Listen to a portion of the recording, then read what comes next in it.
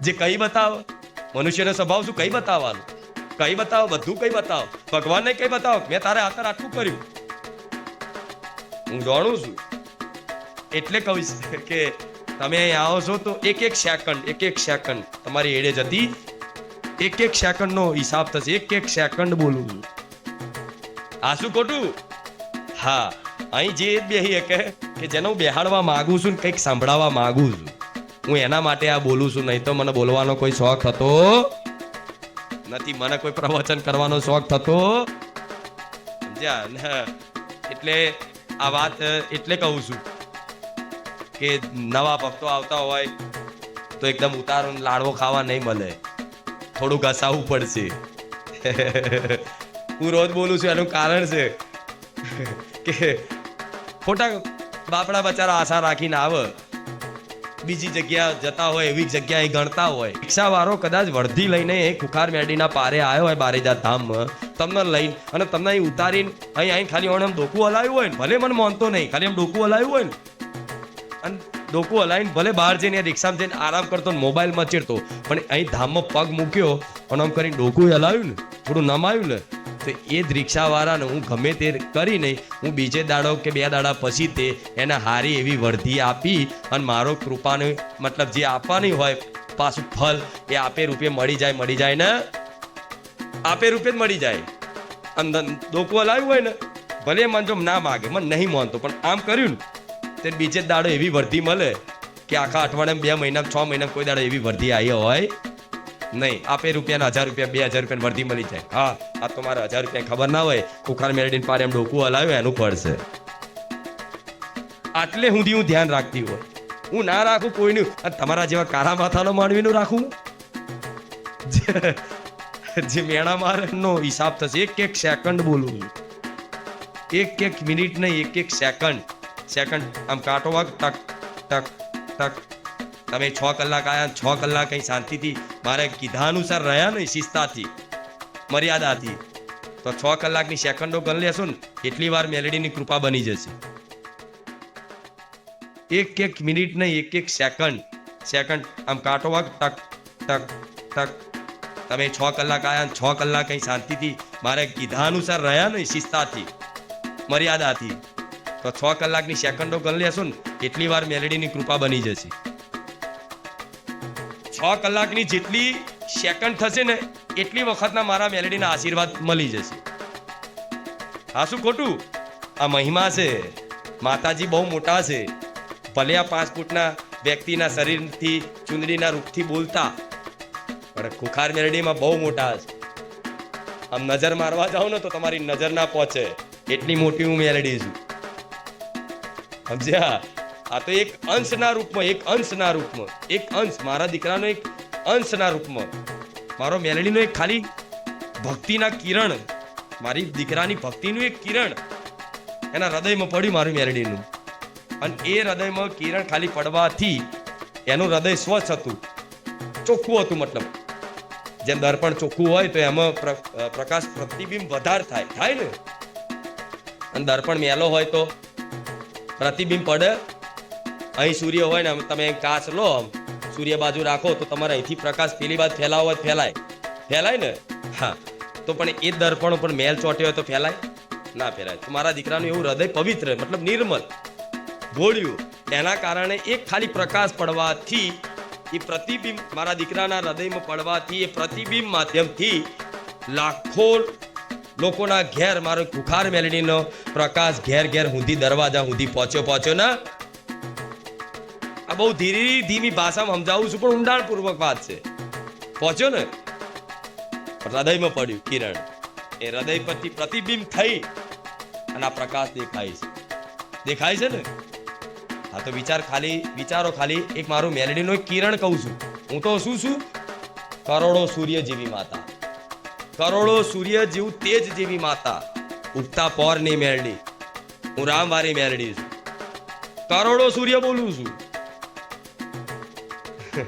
એવી કરોડો સૂર્યના તેજ જેવી માતા ખાલી એક મનુષ્યની પ્રેમ ભક્તિથી પ્રસન્ન થઈ અને મારી સૂર્યના પ્રકાશનું કિરણ એના હૃદયમાં પડી અને પ્રતિબિંબ રૂપે આખા ગુજરાતમાં એનો પ્રકાશ દેશ દુનિયામાં ફેલાતો હોય તો હું મેલડી કેટલી મોટી હોય. હા શું ખોટું? વાત ઉતરે છે ને? હું જેટલી મોટી હોય હું ખાલી એક કિરણની વાત કરું છું. એક કિરણની વાત કરું છું. એવા તો કરોડો સૂર્યના તેજ જેવું તેજ મારું મેલડીનું હોય. બધાને કહેતા માતાજી કોઈ શરીરમાં આવો, માતાજી કોઈ શરીરમાં આવો તો માણસ સહન ના કરી શકે. માતાજી તો માતા એવું કહું છું, સાચી વાત છે. માતાજી કોઈના શરીરમાં આવે ને તો કોઈ મનુષ્ય મને માતાને સહન કરી શકે? પણ હું માતા ગાડી હોઉં કે હું મારા દીકરાને બધી શક્તિ લઈને આવું? ના, એ અમુક અંશ લઈને ઉઠવું. અમુક અંશ કે જેટલું મારો દીકરો સામર્થ્ય મને માતા ઝેલી શકે ને કે સામર્થ્ય આપવા વાળી હું છું, એટલું જ પ્રકાશ લઈને હું ઉતરું. હું બધું તેજ લઈને ઉતરું ને તો માણસ હાચુકલો ભસ્મ થઈ જાય. સાચી વાત છે, ખોટી વાત નથી. આ સાચી વાત છે.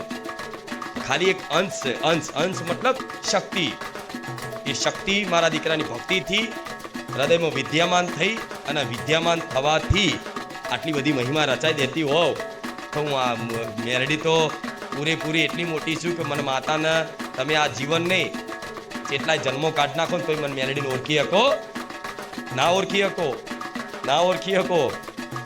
દુનિયાના ટેકનોલોજીનો જમાનો હોય ને દુનિયાના મોટા મોટા વૈજ્ઞાનિકો લાવો, મોટા મોટા વિદ્વાનો લાવો, મોટા મોટા જ્ઞાનીઓ લાવો, બધા લાઈન બેહાડો ને તો મને મેલડીને ક્યારે ઓળખી શકો? એ જ મને ઓળખી શકે જેને હું ઓળખ આપવા માંગુ. એટલે મારે તમને બધાને ઓળખ કરાવી છે દેવી શક્તિ શું છે. આટલી ના સમજશો એને. શરીર રૂપી ચુંદડી રૂપી માતા ધૂણું છું તે એનું શરીરની હાઈટ બહુ 5.5 ફૂટ હશે. હા શું ખોટું? મારી મેલડીની હાઈટ માપવા જશો ને તો તમે દુનિયાના કોઈ એવા મીટરો માપ પટ્ટી નહીં મને મેલડીને માપી શકે. હું મોટી એટલી છું, હું નાની એટલી છું. હું નાની એટલી છું, જેટલી નાની કે 100 છે 100. એ 100માં તમે દોરો પરવતા હોય દીકરીઓ તો જેટલી વાર નાખો ને તો એ દોરો જાય. જેટલી આમ ઝીણું કરીને જોવું પડે, બરોબર? તોય માંડ મતલબ તમે એ 100માં દોરો પરવી શકો, બરોબર?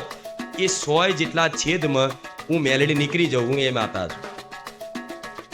મોટી એટલી છું કે કોઈને માપપટ્ટીથી હું મપાવું નહીં. અને નાની એટલી છું કે 100 જેટલા નાના અમથા છેદમાંથી હું મેલડી ધારું તો એમાંથી હું પાર થઈ જાઉં. શું આવી મહિમા છે? પણ હું દેવી શક્તિ તત્વ રૂપે બિરાજમાન છું કણ કણમાં. તમે મને જો યાદ કરો ને તો હું એક્ટિવ હોઉં. એક્ટિવ જ હોઉં. જરૂર નહીં કે યાદ કરો ને મારા અહીંથી ચપ્પલ પહેરવા પડે તમારે જેમ. તમને કોઈક બોલાવો બૂમ પાડક અહીં આવજો ને તો તમે તો શું કરો? પેલા ચપ્પલ ઓછો ઓધો કે નહીં? ચપ્પલ બપ્પલ પહેરીને તાલા હતો કપડા બપ્પા હરખા પહેરીને માથું ઓરવી જ જાઓ. મારા થોડી ચપ્પલ પહેરવાના છે. મારા તો મારા બકરાને લેવાના રહું. ચપ્પલ પહેરવા રહ્યો એટલા તમારો જીવ જતો રહેતો ના રહું. પણ ના, મારે ચપ્પલ પહેરવાની જરૂર નહીં કે મારા અહીંથી પેન સુધી મારા પગ દુખાડવાની જરૂર નહીં. હું કણમાં છું.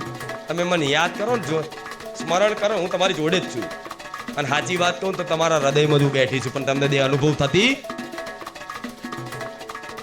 લો આટલે સુધી કહી દઉં. તમારા એકદમ સમીપ છું, એકદમ સમીપ છું. એટલે નહીં દેખાતી. નજીકની વસ્તુ એકદમ ના દેખાય. આમ નજીકમાં એકદમ વસ્તુ લાવી દે તો દૂર કરવું પડે. હા શું ખોટું? હું નજીક જ છું ખરેખરમાં જોવા જઈએ. પણ નજીકની વસ્તુ તમે આમ કરીને જોવા જાઓ તો તમને દેખાશે. આમ નજીકથી મોબાઈલ જો નહીં વંચાય, કશું દેખાશે નહીં. એ મોબાઈલને જોવા માટે સ્પષ્ટ મતલબ વસ્તુ દર્શન કરવા માટે, વસ્તુ જોવા માટે દૂર કરવું પડે તો દેખાય. હા મસ્ત છે, બરોબર છે. થાય કે નહીં? અત્યારે તમને એવું થતું હશે કે માડી અમે 2 વર્ષથી આવીએ છીએ માં, પણ એક વખત તારી જોડે વાત કરવાનો અવસર નહીં મળતો માં, પણ તું અમને ચમ દૂર રાખે? તો દૂર એટલે રાખું છું તમે મને સ્પષ્ટ રીતે જોઈ શકો. આમ નજીક આવી જશે તો નહીં દેખાવ. હા શું ખોટું? સમજો પડે હું કહું છું એ? હા, હું બારેજા વાળા બધા ભક્તો મતલબ જે રહેશે બારેજા વાળા, બારેજા વાસી એમની એકદમ નજીક છું. પણ તમે જે મને માતાને શ્રદ્ધાથી જોવો છો સંપૂર્ણ રીતે એ જોઈ શકતા હશે. તો ઘણા છે જે જોઈ શકે છે પણ બધા જોઈ શકે. મારા સેવકો ઘણા એવા છે કે અહીં બસ એમને 24 કલાક અહીં સેવાનો અવસર મળ્યો છે, સેવાનો અવસર મળ્યો છે, પણ છતાં તમે જે દ્રષ્ટિથી મને માતાને જોઈ શકો છો ને એવો મારો અહીંનો એક સેવક નહીં જોઈ શકે. હું સત્ય કહીશ, આ સાચું કહીશ. તમે મને માતાને જેટલી ઓળખો છો ને એટલા નજીક વાળા નહીં ઓળખતા. એનું કારણ એટલે છે હું નજીક છું ને એટલે નહીં દેખાતી. આમ થોડી દૂર થાવ તો ખબર પડે કે ઓહો ખુખાર મેલડી જેટલી સુંદર છે,